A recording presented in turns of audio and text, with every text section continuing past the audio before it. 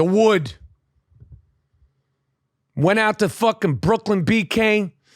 And I got to tell you, it was an uneventful experience. I'll explain why. Number one, there's been a lot of news, discussion about these protesters, the Kyrie Irving insurrectionists that tried to break into Barclays. They tried to breach it. They thought it was January 6th. They were trying to see January 6th inspired motherfuckers. They're like, yo, if we get in the Capitol, Barclays ain't shit. Break into the Capitol? We'll get in the Barclays arena. That's easy work. Motherfuckers are inspired now. They weren't able to get in there because that would not have been good for anybody. That wouldn't have been good for the fans. That wouldn't have been good for the people that were breaking in. That wouldn't have been good for anybody. I bet you more people would have got hurt at Barclays than got hurt on January 6th. I'm talking about the insurrectionists. But I saw them. I didn't see the full crowd. I saw them. There was Nation of Islam. There was all sorts of flavors. Not a lot of people. But they were out there and they were trying to get in. Brooklyn people holding the fort down in Barclays because 99.9% of the people that I spoke to that worked in Barclays say, what's up? Where are you from? From Brooklyn. Where are you from? Queens. Went to school in Brooklyn. These are Brooklyn people in the Barclays, which is dope. I like that. But motherfuckers were trying to breach the Barclays just like they breached the Capitol. And that is crazy. It was easier to get into the Capitol building than it was to Barclays Arena in the name of Kyrie Irving. That's bugged out. But I went there early, customary. You know, if I'm going to a game, I'm sitting on the wood. If I am sitting on that good wood, I go early. Okay? I had an option because I was there with the highfalutin tickets, the highfalutin seats. They had an option. You don't have to wear a mask if you get a COVID test. Got my COVID test, negative. Because I'm vaccinated. And I just got a flu shot. I'll take anything. I don't give a fuck. I've been taking shots, pills, prescriptions my whole life. I'm fine. I'm aging like a fucking fine wine. Look at me. Look, you think I grew up swimming in public pools where people would brag about pissing in those public pools. I swam underwater.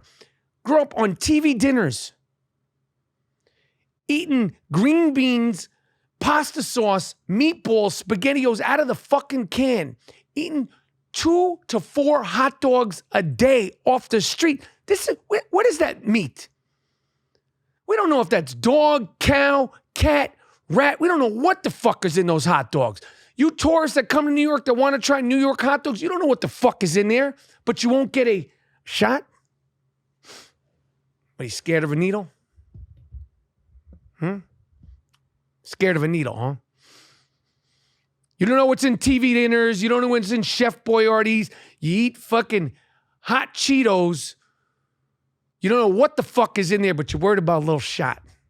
Big conspiracy. Point is that it was an uneventful game, uneventful event. I got there. As soon as the Nets came out, Durant saw me. I saw him. I'm like this. I'm on some fucking De Niro and Heat shit. I'm like this. I'm looking at him like, that's how my face was. I prepared it. I'm an actor. I could do that shit. Like you go action and I go, I could do that shit. I'm looking at this fucking guy. He's on the layup line for the right side. He fucking saw me. His eyes went wide. A little bit. Motherfucker went out and scored 38 points. I didn't throw him off. But he fucking saw me. The Nets were well aware that I was coming to the game. I'm not gonna disclose how I know that the Brooklyn Nets knew I was coming to the game, but motherfuckers knew that Mike Rapp was in the building. Nonetheless, uneventful game. Uneventful me being there, which I'm glad. I did not want any controversy. I want to continue going to games. I'm a fan. The Durant thing, it came, it went, we move on. Somebody suggested while he was near me, why don't you tell him to meet you at catch when he's at the free throw line? Like when he's at the free throw line, say, yo, meet me at catch. See, but that would get me, they'd Rajon Rondo me. That's when they go, get the fuck out. Because I know that any little incident at the Barclays, they'll be like, get the fuck out. I don't want that. I want to watch the games. I'm on the fucking wood. I'm on the wood. And I want to continue to be invited on that fucking wood. But my takeaways of the game were this. LaMelo Ball's big. Motherfucker's big. He's bigger than you think. He's like 6'7", 6'8". That motherfucker's tall, and he's 20. He's quick. That other kid, Bridges, that motherfucker's big. He got big-ass legs. Big. I don't know how old he is, 23, 24. This is a big fucking kid. Gordon with the good hair. His hair looked great. Gordon Hayward, hair looked fucking fantastic. Didn't play very well. I don't need to recap the game, but the Nets are fucked up. James Harden looks hurt. He's not playing like the James Harden we're used to. It's not about the fouls and the calls. He just doesn't seem like he has that oomph. We know he likes to hang out with Le Baby in Paris during the summer. We know he likes to, he's into all his shit. It ain't that. It ain't that he ain't in shape. He didn't have that hamburger belly that he started last season with. He don't look right. And the Nets are not a great team right now. There's no ball movement. Everything goes through Durant. He scored 38 points. He's a fucking maestro. Motherfucker's up there scoring whenever he wants from weird angles, doing all kinds of fadeaway shit, all sorts of wild shit. And they lost. They lost pretty easily. It was kind of a close game, but you just felt like they never really were able to get it going. And I was thinking about Spencer Dinwiddie, who they got rid of because of Kyrie Irving, who is disrupting the team, disrupting the security, disrupting the staff, disrupting Barclays. Spencer Dinwiddie's a good player. They got rid of him. They got rid of a bunch of people for Kyrie. And the only thing that Kyrie has done is fucked up the hopes and aspirations of the Brooklyn Nets, and motherfuckers are storming Barclays in the name of Kyrie Irving. Not that he's responsible for it, but he's caused a lot of fucking problems for the Brooklyn Nets.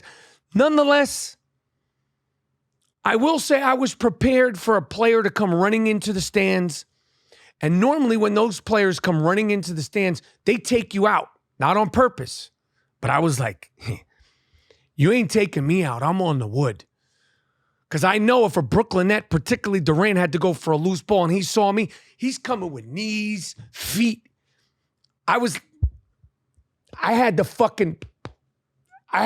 This fucking shit was ready. You're not fucking me up opening day Barclays. Trust me, I had the forearm up and I was prepared. But again, uneventful. Wore my kicks, wore some ill kicks. People were like, yo, your kicks. I was like, don't worry about my kicks, B. Kicks are ill. Don't worry about it. Don't worry about the kicks. Don't worry about the cashmere. Kicks and fucking cashmere. But it was a great Sunday, but I am glad to be back in New York City. I'm glad to be doing the I Am Rapaport Stereo podcast for you guys. Boom. So, terrible accident happened on the set of an Alec Baldwin film that I know everybody's heard about, where a prop gun was, I don't know if they were rehearsing. There's all sorts of rumors. I don't know if they were actually shooting film. You've heard that they were shooting. You've heard that they were rehearsing. But a tragedy happened where Alec Baldwin dislodged a prop gun on a movie set, which is all make-believe, by the way. I'm going to say the word make-believe, pretend a few times when I break this down. And somehow, some way, there was a live round of ammunition in this prop gun on this movie set, shooting a make-believe scene when there's people around, there's cameras, there's lighting. It's fake. There's makeup on. He's not he's an actor. And the DP of the film, who is a mother, a wife, was shot accidentally and killed on this movie set. And And it's a fucking tragedy. It's an accident on a make-believe movie set, shooting a make-believe, I think it's a Western film with a supposed to be make-believe gun, and the DP, who's a woman, was killed by a not make-believe bullet that came out of this gun. And I've shot guns. They're supposed to be blanks. Alec Baldwin has probably shot them hundreds of times, in his career as an actor. If you're an actor, definitely a guy who's a working actor, especially somebody like myself who plays cops, plays bad guys, plays villains, shotguns, my whole career as an actor. True Romance, I didn't shoot guns, but they were shooting guns up the fucking wazoo in True Romance. There's guns all over the place. Pulling out guns, the scene with Christian Slater in the elevator, he's pulling out the gun. The scene at the end, they're shooting machine guns, they're shooting fucking everything. Heavy safety, precautions. You do rehearsals. They give you the gun. There's a whole protocol that usually goes down. They'll say fire in the hole, hot weapon, cold weapon. Cold weapon is when the gun has nothing in it. They'll say fire in the hole before you shoot. You practice, you rehearse.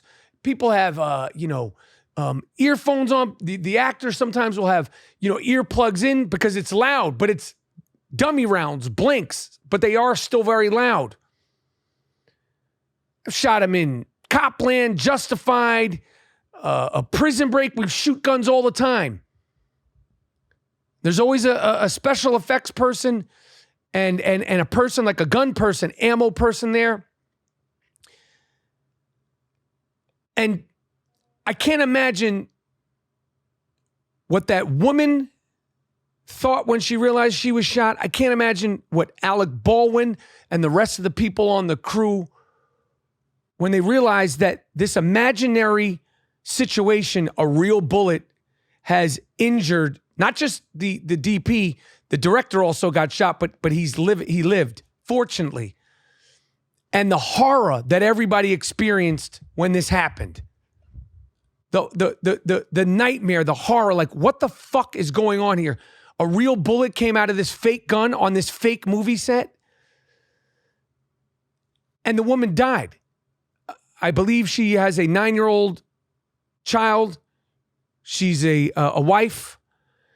And Alec Baldwin, who is probably mortified. He's got his own kids. He's got a lot of kids. Alec Baldwin's got a lot of fucking kids. This is a person who killed accidentally another person.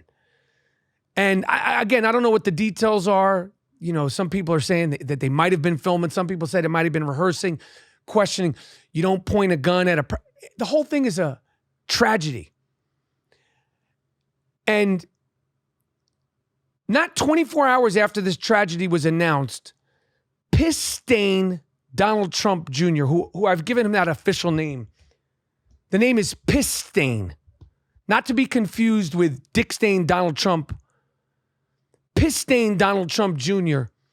starts tweeting, guns don't kill people, Alec Baldwin kills people, Instagramming all this kind of thing, mocking this tragedy less than 24 hours after it happened, after a woman was killed on the set of a make-believe movie with what was supposed to be a make-believe gun. Now, we know that piss-stained Donald Trump Jr. likes big game hunting. He likes to kill innocent animals. Can you pull up a picture, David, of dick-stained Donald Trump and his stupid fucking brother, Eric Trump, proudly standing over, I don't know, giraffes? I think they killed a giraffe. Imagine saying, I'm going to go on vacation to Africa and kill a giraffe.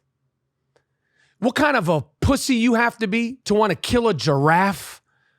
Who's not just a beautiful animal, it's a slow animal. That takes no skill to kill a giraffe. And you're proud of that? And you post pictures of yourself on a lot. It's like an amusement park where they have animals that are there to be killed by you. So you could get the tusks. Or look at this. Imagine standing there like this fucking asshole with a, what is that, a leopard, David? Cheetah? Jaguar.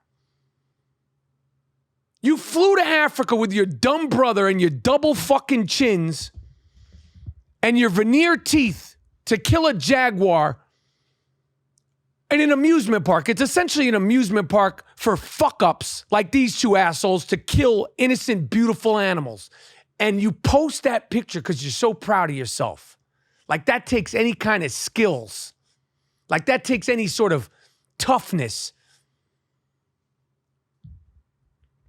This fucking guy, piss-stained Donald Trump Jr., again, not to be confused with dick-stained Donald Trump, a.k.a. Pig Dick Donald Trump, starts mocking the death of an innocent person, a woman who's a mother, who's a wife, who's a human being, mocking it because he is mad at Alec Baldwin because Alec Baldwin beautifully portrayed his stupid fucking father, dick-stained Donald Trump, on Saturday Night Live to multiple Emmy Award nominations and awards. Because these are scumbags. Dick-stained Donald Trump's a scumbag, and he raised scumbag kids. Ivanka, Melania. Ivanka's the wife, right? No, that's the daughter. Melania, Ivanka, right. Ivanka, the daughter. The other one who looks like she did, not saying she did, but she looks like she did, like at-home porn. Like, the that kind of porn. She looked like she's done that. Like she can't make $50 a day on OnlyFans. Like if that one daughter, I don't know what her name is, Melissa, Debbie, if she signed up on OnlyFans and she wasn't a Trump, she wouldn't hit $100 a day. She could do anything on there. She could juggle, be butt-ass naked, magic tricks. No one's watching you. Because you're average.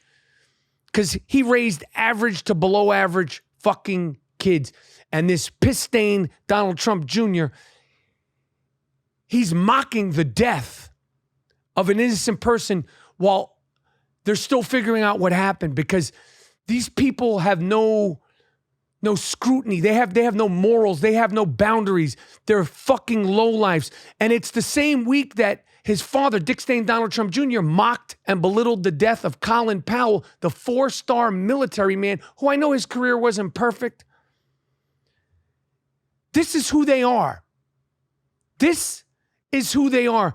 All of them, the Trumps and his low-life, good-for-nothing, never creating anything, never coming up with anything, never doing anything on their own except for living off of their father's name and shooting jaguars on big game hunting amusement park locations in Africa. Piss-stained Donald Trump, that name, Piss-stained Donald Trump Jr., that's your official name going forward because you're a piss stain. You ever be in a rush when you're taking a piss and later on you go, I kind of pissed him under? That's you. You're the stain on the underwear of my Under Armour compression underwear. That's what you are, piss-stained Donald Trump. And not only is he mocking it, this fuck is now profiting off the death of this woman, this director of photography, by selling T-shirts to make money.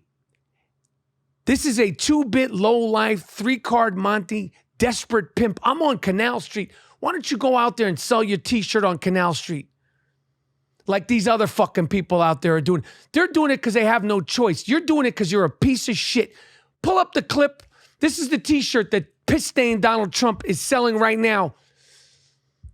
Guns don't kill people. Alec Baldwin kills people. You could get it in all sizes. They got 4X. Different colors. This is what you're doing. You're selling this T-shirt, piss-stained Donald Trump, because you're a heartless scumbag. And the thing about the Trumps, dick-stained Donald Trump and dick-stained Donald Trump Jr. is when you die, and I don't play with death. I don't mock death. I don't belittle death. If you have animosity towards somebody, an enemy, when they die, it's like, I don't fuck with that. When dick-stained Donald Trump Jr. dies, and his father dies, probably die first, Junior, you're going to see what people feel about your father. There's going to be partying in the street when Trump Sr. dies. There's going to be parades. When his, what's the name of the car that drives a dead body, David?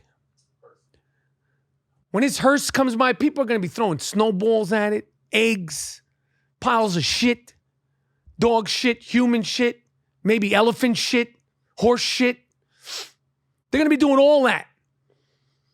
And you're going to witness it. You're going to go, wow, they really hated my father. I'm telling you now while he's alive, everybody that hates your father, they really hate your father. They don't just kind of hate him. They hate that fuck. And when you die, Dick Stain Donald Trump Jr., and I don't play with death, I ain't going to be one of the people. Your family is going to get to see what people think about you. A good-for-nothing, golden spoon fuck boy. You got that golden spoon up your ass your entire life. You've never done anything. You never created anything. You don't have an ounce of creativity. You'll never be able to do anything other than live under the thumb of your father, Dick Stain Donald Trump Jr. Never, ever, ever. You don't got it. Your brother's a loser.